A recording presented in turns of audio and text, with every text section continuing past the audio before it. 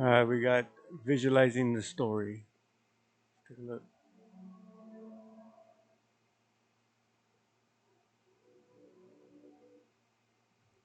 Storyboards and previs, making words into images. All right, let's take a look. When you're doing three films back to back, the danger of the train derailing is huge. We knew we had to plan these movies as detailed as we possibly could because there'd be very little room for error. When Peter set out to start designing the film, he basically pre-visualized every shot. Sometimes with a high level of detail, sometimes just as a sketch. It's to give everyone, including Peter, a good feel as to this is what the flavour of the film is, and he can then evaluate where scenes are running too long, even scenes that he may want to cut out entirely, all before he's wasting film shooting actors and sets and having a crew costing tens of thousands standing around. We knew we had to run a very tight ship, as it were, so that when we started shooting, we knew we'd get tired, we knew we'd get exhausted, that all sorts of pressures would descend on us, and we just had to have a correct, focused plan to be able to get us through each day. When we were developing the movie, Peter spent an extensive amount of time committing the film in its entirety to storyboards. And he ended up storyboarding all the films. You know, basically every frame we see in these films had already been storyboarded by Peter. And so we're able to work from visual reference. The storyboarding process was the most basic form of pre-visualizing the film. It's 2D pencil drawings, single panels, nothing's moving. There's no real evidence of what the camera moves are going to be. You get an idea, okay, we pan from this character to this character, we tilt down from this object to that object. But we don't get any feel for how fast those camera moves are, or actually even the logistics. Christian storyboarded most of the films that I made. I first met him when he was like a 17-year-old school kid. When I'm storyboarding with Peter, I think I've got the luckiest job on the planet. So you get a sort of an effect of the horses. I sit down with him, and he describes the shot to me. Usually I get it in the first drawing, sometimes I have to push it to 2. If it's a really difficult shot, I might have to just quickly do a third sketch. Christian understands very much the sensibility that I have, and we started storyboarding as we were writing the script, so we didn't even wait for the script to be finished. It's his way of checking that the ideas that he has for telling the story are going to work. I mean, that is the single thing that I think storyboards are most valuable for me, is that they're a cheap pass at the movie. You know, I get to make the movie at a really, really low cost for the price of a few pencils and some paper. But it effectively has put me through the process of making the film. As a director, I've had a go. I've done version number 1, and I can get to look at the movie complete. Which was a great tool. It was never intended and never was the final version of the movie. I've worked with some directors who will storyboard their film, and you'll really see those storyboards on screen. Peter's not that kind of a director. Peter uses it for inspiration, for communication with departments, but you know that those storyboards are going to change. They're a starting point, not an end point for Peter. Not only doing the storyboards, but then having them shaded and then photographing them as an animatic. We had made what we called an animatic, which was basically videotaping each frame of the storyboards. The storyboards are all they're digitized, they're edited together as the shots will or would be edited together in the film, and it's basically a little black and white 2D drawing version of the film itself. We'd got some local New Zealand actors together in a studio, and there was 5 or 6 actors, and they had read through the script in a recording studio, playing the different characters, and then those voice tracks had been edited with the storyboards. What are you doing? Fried eggs, sausages, and nice crispy bacon. I've saved some for you, Mr. Frodo. You idiots! Put this out! I was looking at a version like of the Lord of the Rings as almost like a comic book with words, and we put temp music with it. You're seeing the storyboards as they pace in the film, as you want them to pace in the film, and so you get a feeling for the progression of story and the pacing of the storytelling. Peter told us about it, and he was like, all right, I'll screen it for you before we start filming. And we all got to Pete's house, and he screened us this animatic, and it was a trip to read the script and talk about the script and get ready for the process of making the film, and then suddenly see a very rough compilation of those ideas put onto the screen. I mean, in some ways, we felt like we'd watched the film. What was great about that is the script was powerful enough that it actually came across and it resonated in that rough form. And what we did on this movie, which I've never done before, is I wanted to go one more stage with the storyboards and make them more accurate than they usually are. Grant Major would draw up the final plans for each set that had been designed. Some of these were initially made into architectural models, which were made fairly quickly. We ended up calling them animatic models, and we used them so that Peter could actually get a lipstick camera, get little toys. You know, we get little figurines that we always had, like Hobbit size, you know, human size, you know, Balrog size. We had all these little toys. It was great. He could actually have them in this little, you know, model that was either a reference point for the set or for a miniature down the road. So the storyboards that he had done previously were expanded on shot by shot by the use of his camera working around our models. And we'd have it hooked up to a video monitor that I'd have a freeze frame function on. And he'd say, okay, that's, you know, sometimes you'd just sit there and you'd see him sort of, you know, just pottering around, just trying to work out what kind of camera move he'd want to do for this shot. And he'd place the figures and he'd, you know, okay, that's the frame, I'd pause it and then draw from the screen. Christian could actually sit there and go, okay, so you're thinking this frame, yeah, okay. And then he could actually draw out, sketch out the storyboard that was reflected on the monitor that actually, you know, was to scale. That, you know, that was showing something that had the figure to the background all to scale and made sense and could actually be replicated when you thought about what you were shooting on the set. We basically knew that we were publishing a set of storyboards that were actually accurate, that this angle was here, and when we finally walked onto the set in a year's time with the actors and the full set was built, we'd be able to find exactly the same angle on set as we had with the miniature. Early on, essentially the first set that was ever constructed was Bag End. Peter Jackson thought, hey, you know what we need to do is we need to go in there and get a video camera and I'm going to sort of work through kind of, you know, the space and just get a feeling for it. Yeah, you will keep an eye on Frodo, won't you? Yes, I will. 2 eyes as often as I can spare. Scene 12, shot 1. I was very worried about Bag End because I knew just how small the set was, and once you get 50 or 60 crew members in there, it's going to become very cluttered very quickly and very difficult to work in. And so I wanted just to be able to really get my head into how we would shoot these scenes. And I'd done my little lipstick camera mock-ups with a cardboard model some months earlier, because we were also trying to figure out ways to shoot the scales too, because we had Gandalf had to be tall, and Bilbo and Frodo happened to be small, and we were starting to get our heads into how we were going to shoot all this stuff. And I got a few of the people on the film. So we turned up on a Sunday on set with a video camera. I played Bilbo, and Rick Porus played something, and we sort of did a mock-up of the entire scene that we were going to shoot, ultimately with Ian McKellen and Elijah and Ian Holm. And then again, it turned out to be a relatively accurate. I mean, I think we made script changes eventually, so things altered a bit, but it turned out to be a relatively accurate version of what ultimately was in the film.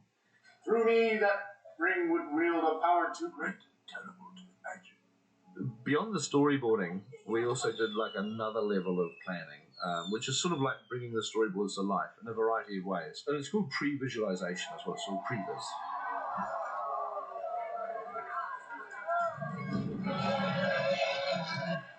Pete was able to use Previs to help him tell his story. He wanted to turn a lot of his 2D storyboards into 3D moving cameras. He's a very dynamic filmmaker. He likes big sweeping camera moves. Just at the ideal moment while we were in pre-production, Rick McCallum, the producer of Star Wars, came to New Zealand on a trip, and I was talking to Rick about the whole pre-visualization process, and that obviously basically developed their own previs department for Star Wars. And so Rick said, look, if you're ever in the States, come by and visit, and we'll show you what we've done. And so a few weeks later, we were in San Francisco and visited the ranch, and he was incredibly generous at just basically introducing us to their previous department. Rick McCallum and George Lucas have been incredibly helpful to him and to the rest of us in terms of just offering him advice with some of these new approaches that they were doing. So Peter really grabbed a hold of this idea and said, "Hey guys, this is something we should be doing." So what we did was we went out and we searched for young recent graduates of graphic art schools and the kind of folks that love film and have a passion for film, maybe wanting to try to make a foray into the world of visual effects, and this could be an interesting opportunity for them. Previs is doing about 144 shots from film 1. The workshop and the art department provide the designs that we use in Previs to build in the computer. The shots that we're working on are effect shots and anything that Peter can't really get his head around, that he wants to take a look at it in the 3D environment, and that's what Previs is for, to help Peter create his vision. Peter was very much present in Previs, and he'd come in, very exciting to him to see his movie coming to life and trying out the camera angles on sets that hadn't been built yet. First thing we did was the whole Khazad-dûm stair chase. We built basically a copy of Alan's drawing sort of in 3D in a computer and began to experiment with angles and shots. The miniature of the staircase was also constructed by Richard Taylor. The actual miniature that ended up being used in the movie was one of the very first miniatures that Richard built, and so we were able to also use that miniature to plot a lot of camera angles of the planet. And so, gradually over the course of possibly a year, this drawing of Alan Lee's had inspired and led to the creation of this hugely complicated, hugely expensive scene. Peter cut out a lot of bits, but it was even wilder. You had Frodo's point of view going down the stairs. It's like going, running like this and up at him and nearly falling off, all this close work on that. And in some ways, and tripping and falling and rolling down right almost to the breach and being grabbed at the end, looking over, and then the arrows start coming, It was wilder, but eventually it got to the point where got to cut somewhere. Too bad. And obviously, it's a fantastic tool, and it just became apparent. Well, that's a tool I'm going to need to use to help create these films. Christian Rivers storyboarded the film with me, which is sort of continuing. I mean, even today he's still working, doing storyboards for the 2000 Return of the King, and he's been working on this for probably it must be nearly 4 to 5 years now. I find that scenes that were born in Previs are often the more imaginative scenes, because you feel brave when you're just devising these crazy shots with little computers and stuff, but ultimately those crazy shots play an important part in defining the style of the film. That's where I feel like I've been able to learn from him, because it's the stuff that I was sure wouldn't work that he makes work. And one of the things that I said to myself when I came down here was, I already know what I know, but I don't know what he knows. So I'm going to keep my eyes open, because he does a lot of things that shouldn't work but do. And that's the fun of it, is hearing something that sounds just impossible at the beginning and then seeing how he puzzles it out.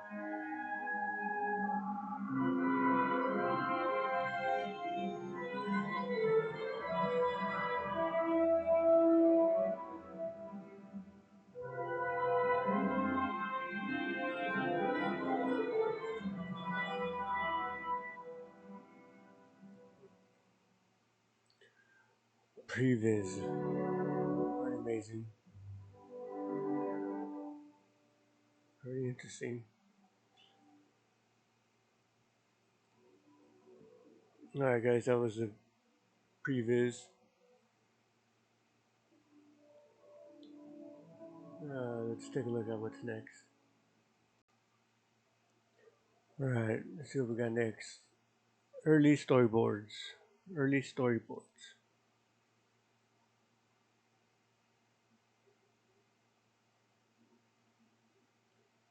The prologue. The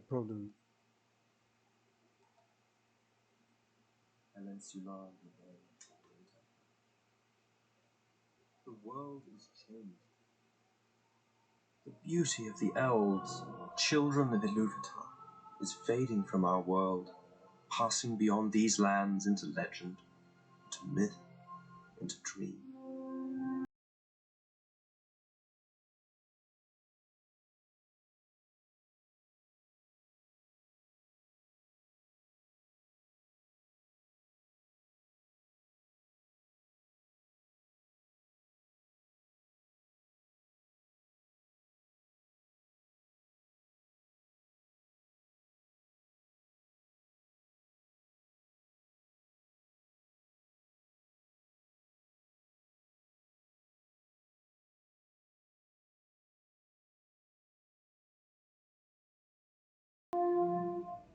There awoke two other races. The dwarves. Great miners and craftsmen who delved deep into the earth, working gold and jewels into countless treasures.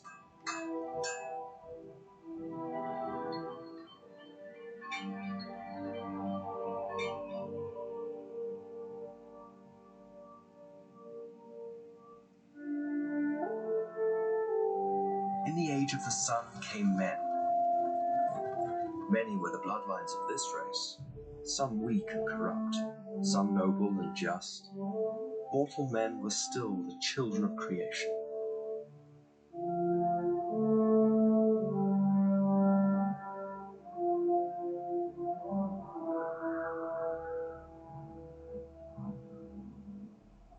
And so it was that evil, jealous of the mighty power of life, brought forth its own servants, hideous orcs spawned in foul pits of pain and hate. And to command these profane forces was evil's greatest servant, the Maiar spirit Sauron, the Dark Lord. Sauron made a stronghold in Mordor and built Barad-dûr, the Dark Tower. From there he sought to bring all free peoples under the dominion of his darkness. In fair guise did he persuade the elves of Eregion to forge great rings of power. 3 for the elves, 7 for the dwarf lords, and 9 for the kings of men. And within each ring was wrought much of the strength and will to govern each race. But in secret, Sauron returned to his stronghold of Mordor, and in the fires of the Crack of Doom he forged his own ring. The One Ring to control all of the others. Power can be held in the smallest of things and used for the greatest of evils.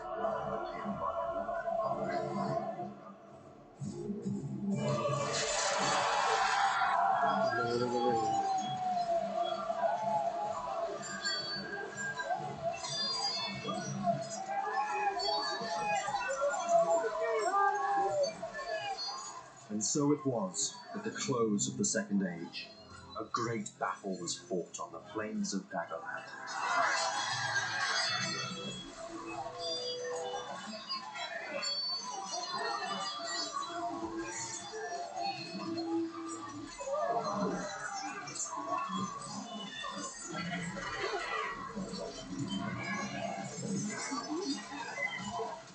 The last alliance of men and elves drove Sauron's orcs back through the Black Gates into Mordor itself.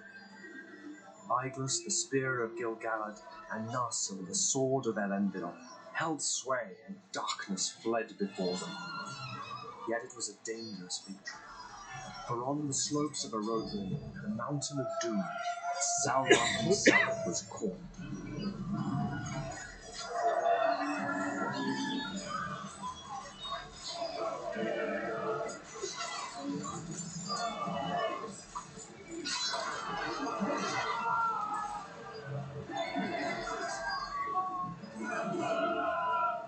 Some who were not born to die, whom age and disease could not touch, were slain. Gil-galad was slain.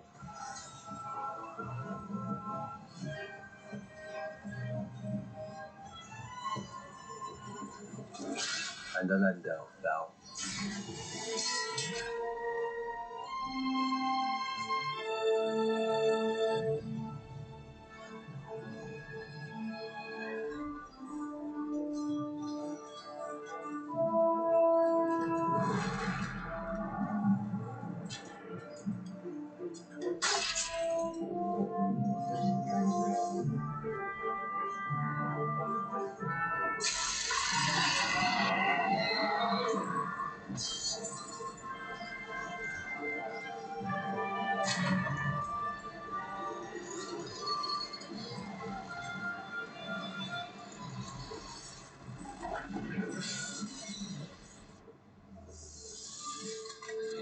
some, born to show wisdom and honor, were corrupted by malice.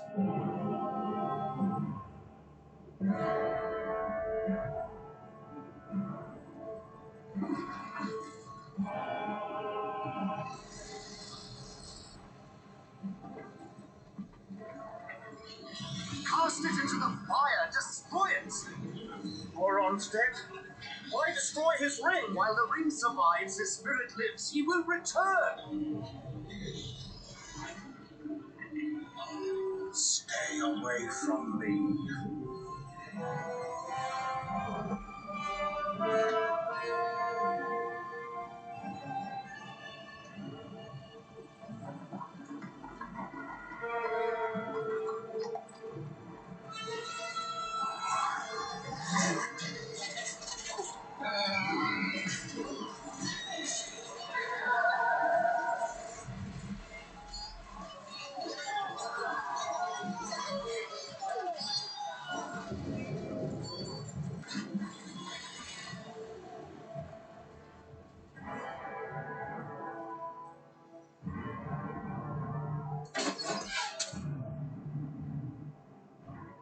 Thus a third age of Middle-earth began.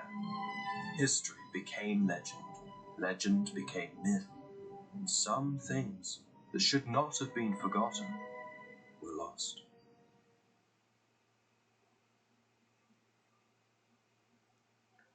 All right.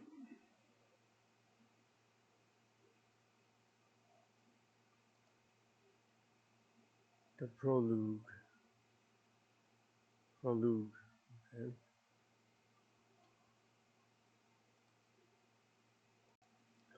All right, let's see what we got next here. We got Orc pursuit into Lothlorien. Lothlorien. View sequence. We head for the woods of Lothlorien. It is the road Gandalf chose.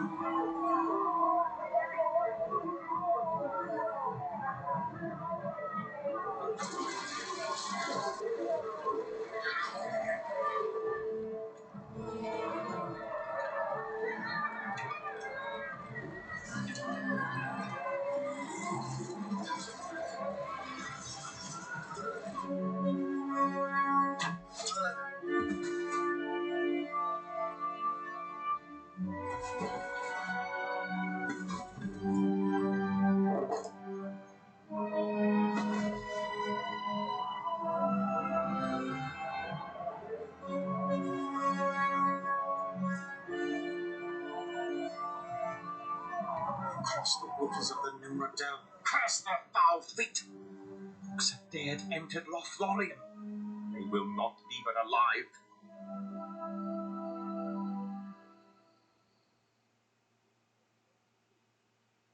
All right, the Orc into Lothlorien.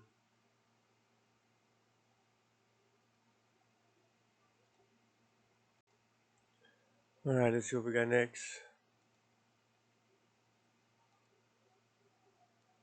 Sauron, Giber, Rapids Chase. Okay. Let's see what this is.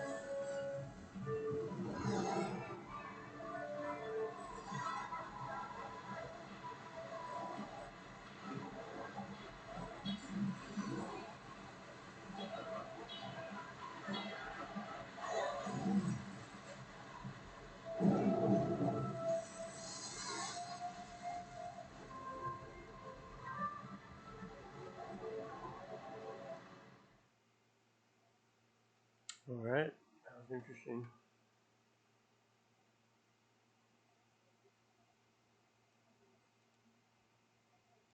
Alright guys, let's take a look at what we got here. Previs animatics, looks like. Let's see what that is. Gandalf rides to Orthanc, something like that.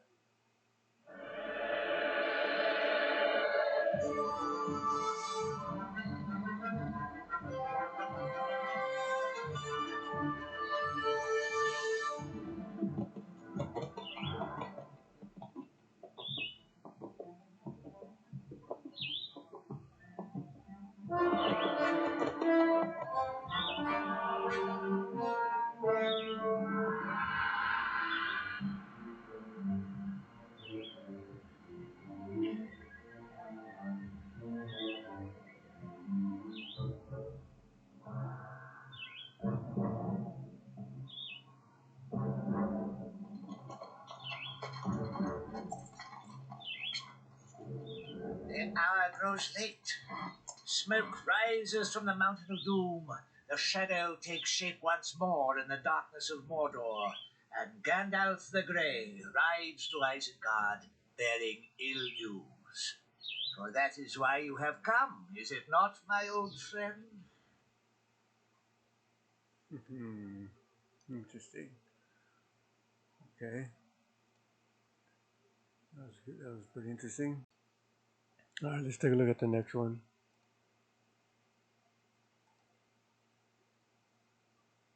The Stairs of Khazad Dûm. Okay. Oh, that's the caves.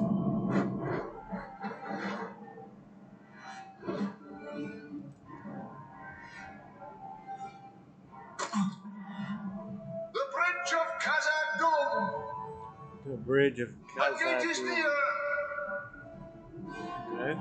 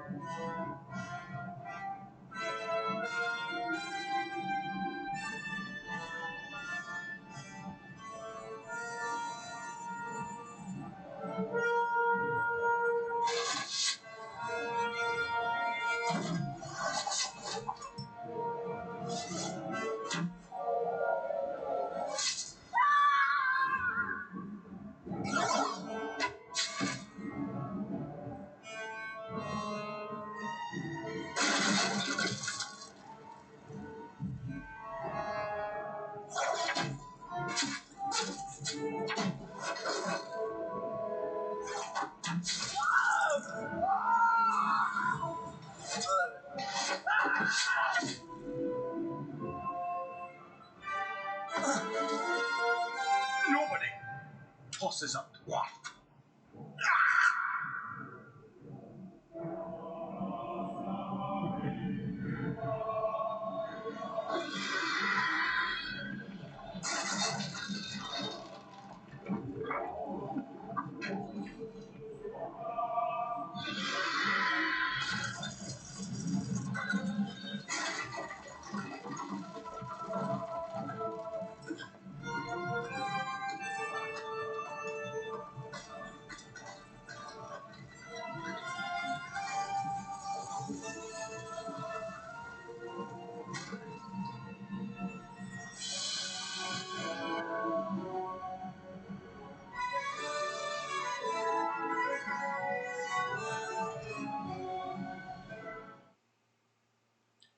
Interesting.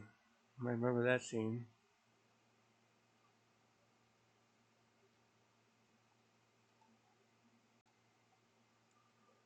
Alright, let's see what we got next.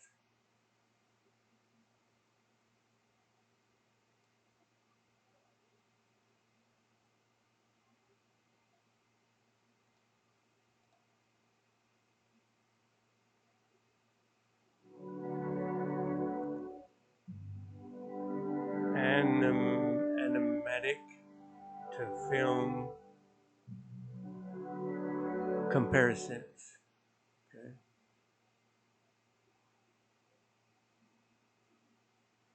So the first one is storyboard to film comparison. Nazao attack at Bree. Okay. Let's take a look. Whoa.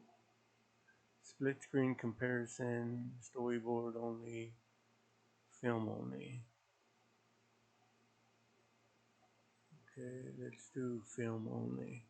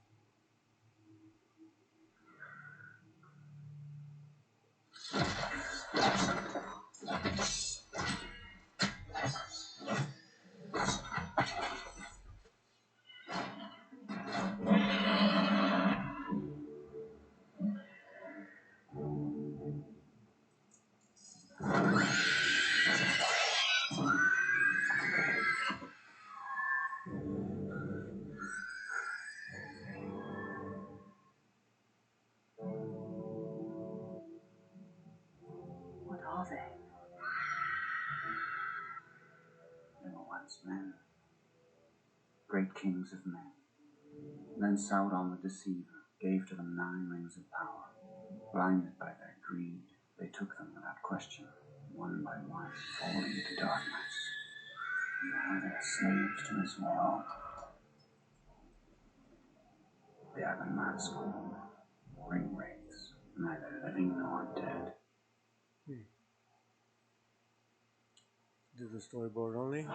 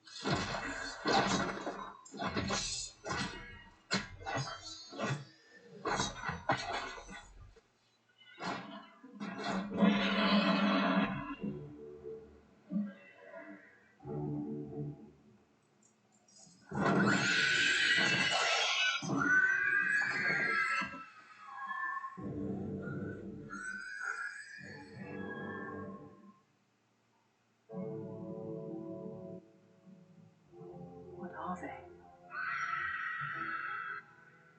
They were once men, great kings of men. Then Sauron the Deceiver gave to them 9 rings of power.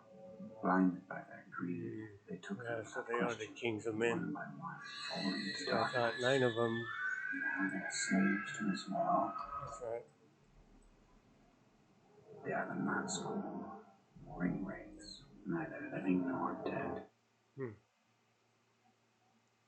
Alright, let's try the split screen comparison.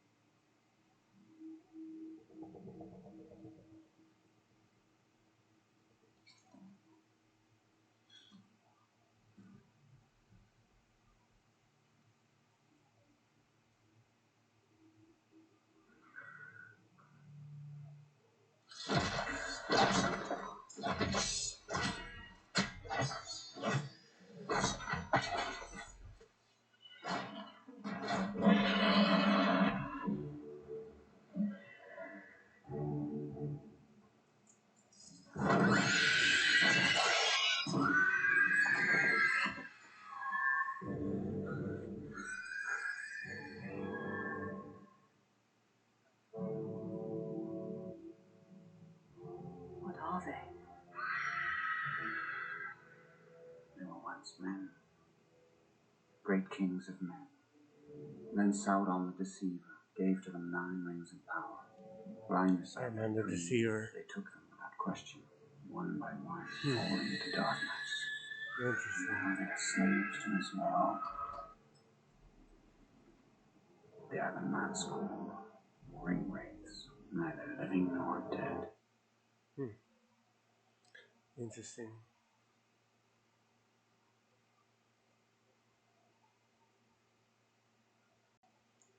Alright, let's take a look at the next one here. Previous to film comparison, okay. The Bridge of Khazad Dûm, okay. Split screen comparison. Let's just do the split screen comparison. Okay.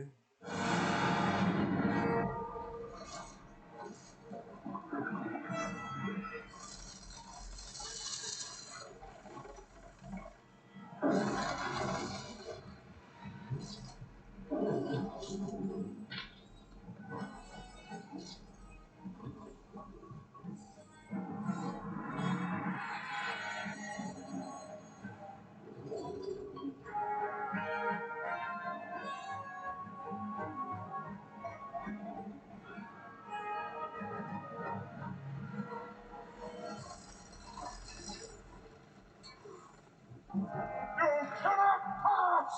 Get out!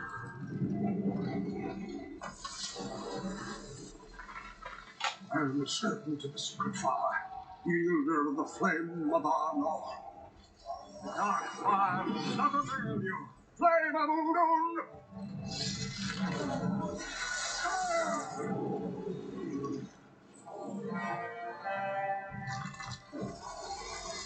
Go back to the shadow.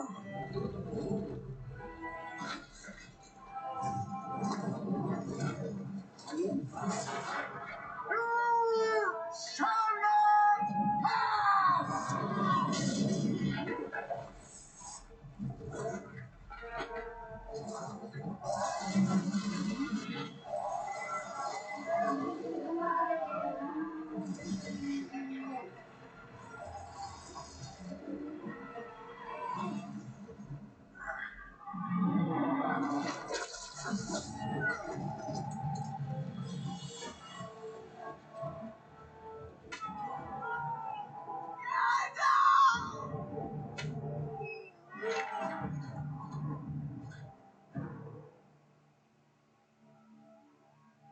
You fools!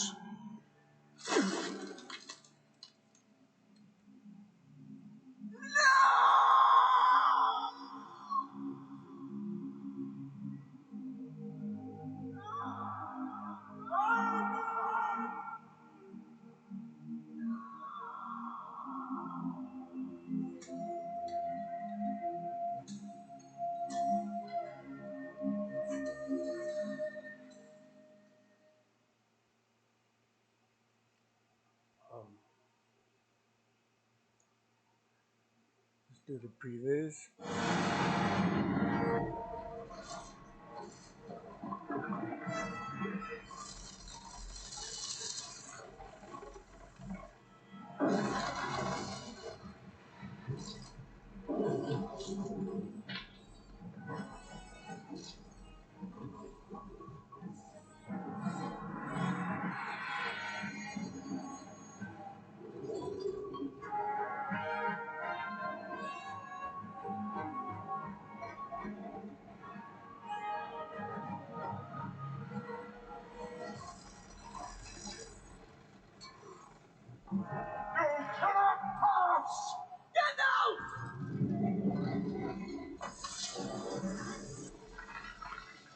servant of the secret fire, wielder of the flame of Arno. Dark fire will not avail you, flame of Udun!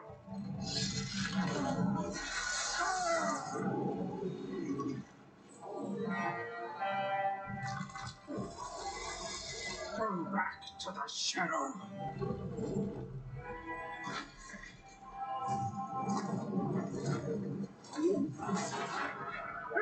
You shall not pass!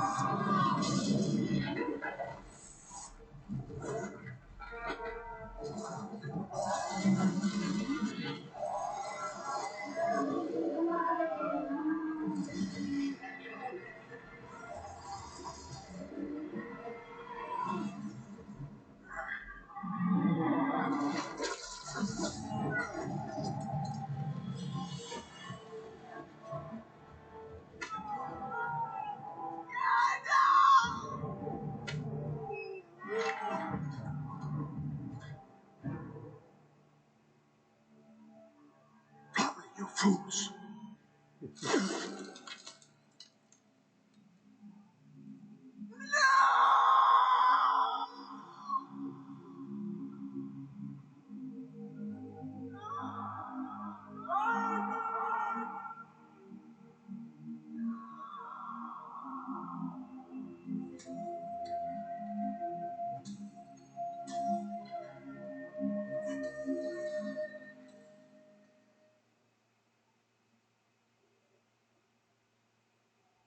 Alright, let's do the film only.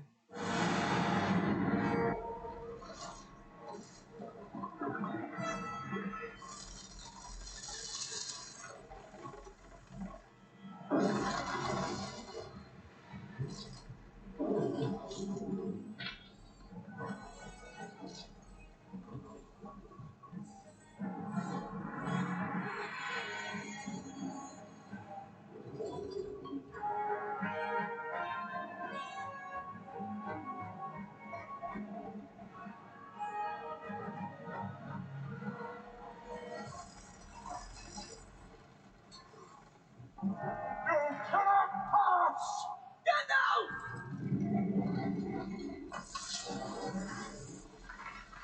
I am the servant of the secret fire, wielder of the flame of Arno. Dark fire will not avail you, flame of Udun!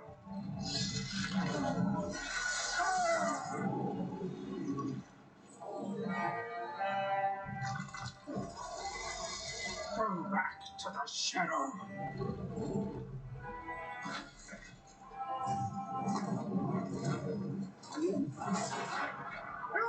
You shall not pass!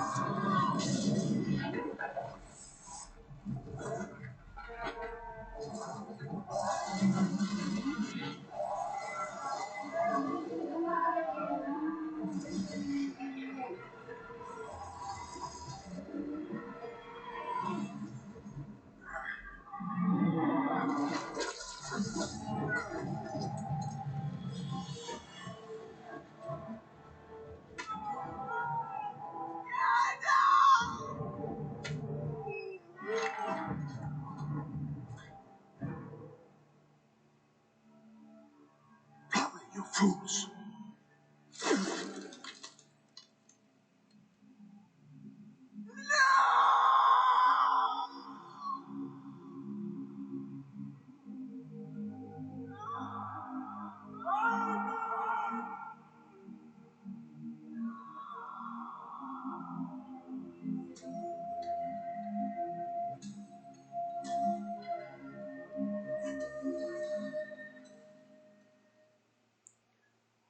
Alright, that was towards the end of that movie.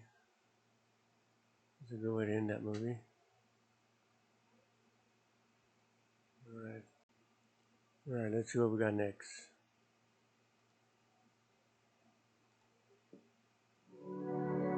Begin set test. Okay. Let's take a look at this. Remember, there was one, I think it was the weekend, I think it was like a Sunday afternoon, that was about a month or so before we were going to start shooting, and the set was standing there in the studio ready to go. And I got a few of the people on the film. Rick Porras, our co-producer, came along, and one of the special effects guys, and I was there, and we had our screenplay. Peter could talk me and the rest of us into anything. Initially, he worked through. He said, "Okay, well, what we'll do is, I'll direct this stuff." We had Brian Van Tull do the camera work. Charlie McClelland, who was one of the visual effects producers at the time, he started off as Gandalf. And Randy Cook, our animation director, he played Sam. Peter was playing, well, he wasn't playing Bilbo to start off with. I think he had Rick Porras playing Bilbo. I definitely can't act to save my life. And, but I thought, okay, that's fine. I'll read for Pete just so that he can work through the angles. And we got to this point in the first scene, and Pete goes, cut. Great. Okay, so listen, what we're going to do next is I'll play Bilbo. Of course. Just waiting for the right moment. Don't leave it too late. He's very fond of you. I know.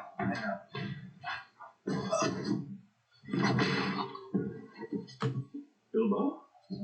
Lord Gandalf. I don't look it, but I begin to feel it in my heart. And I think that's one of the best moments of cinematic history right there.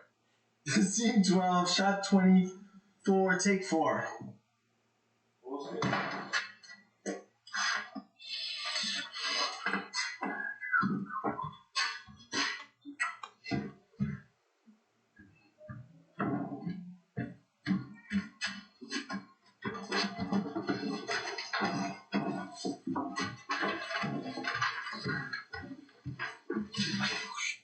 That was an extremely poor taste.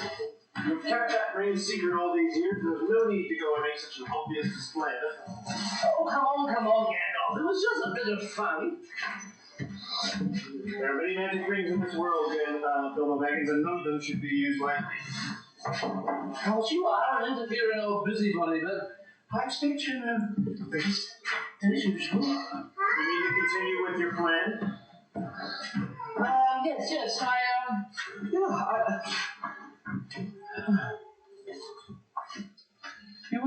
You will keep an eye on Frodo, won't you? Yes, I will. 2 eyes, as long as I can spare them. I'm leaving everything to, of course, apart from a few oddments. Everything? Yes, of course. The ring as well? Where is it? In an envelope. There on the mantelpiece. No, wait. Oh, look. Here it is, in my pocket now. Isn't that odd? Yet after all, why not? Well, why shouldn't I keep it? I think you should leave it behind, Bilbo. Is that so hard? Well, no. And yes, when it comes down to it, I don't feel like parting with it. Why should I? What business is it yours anyway? It's mine. I found it. It came to me. There's no need to get angry. Well, I'm angry. It's your fault. It's mine. It's my own. It's my precious. It has been called that before, but not by you. Oh, that miserable wretch. So wicked. He would have killed me. He called me snake, thief, liar. But it's mine. Bilbo Baggins, do not take me for some conjurer of cheap tricks.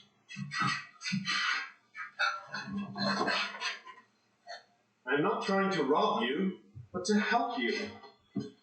All your long years we have been friends. Trust me as you once did. Let it go. I will. Yes. The ring can stay here with Frodo with all the rest. Yes, well, I must be going. I really must be going. I'm late. The road is long. Bilbo? Yes? The ring is still in your pocket. Good gracious. So it is.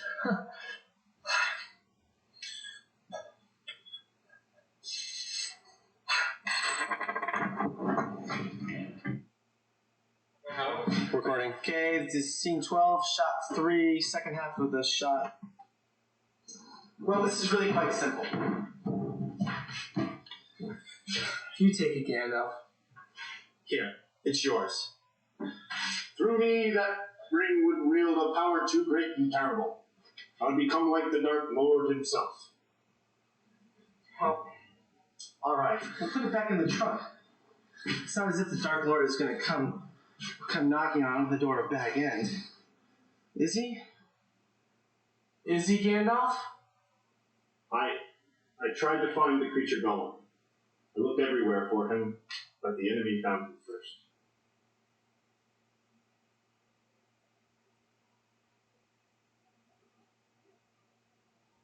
Shire? Baggins? That's going to lead him straight here. Straight to me. Bang!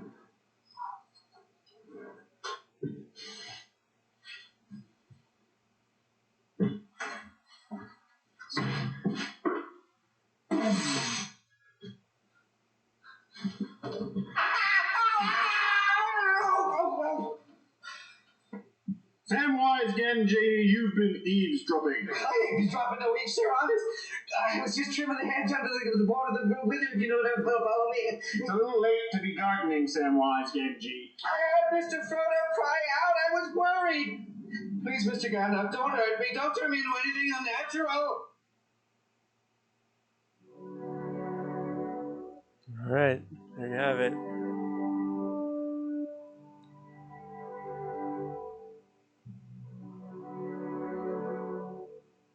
Bag in set test, okay.